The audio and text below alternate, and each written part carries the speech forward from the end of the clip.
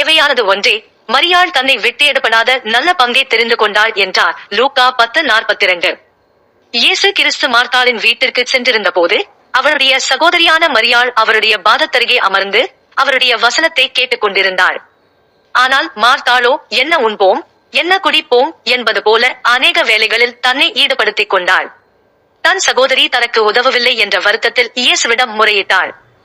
அப்போது மரியாள் எதுவும் கூறாத நிலையில் இயேசு கிறிஸ்து அவர்களுக்காக பேசியதை லூக்கா 10:38 முதல் 42 வரை நாம் அறிந்து கொள்ளலாம். தேவன் நம்முடைய பட்சத்தில் இருந்தால் நமக்கு விரோதமாய் இருப்பவர் யார்? ரோமர் 8:31. வேதம் சொல்கிறது, நாம் தேவனோடு இருந்தால் எந்த தீங்கும் நம்மை அணுகாதபடி அவர் நம்மை காப்பார். நம்முடைய தேவைகளை அவர் அறிந்து நம்மை போஷிப்பார்.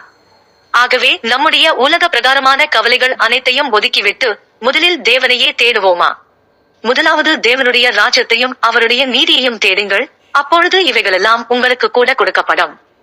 மத்தேயு 6:33.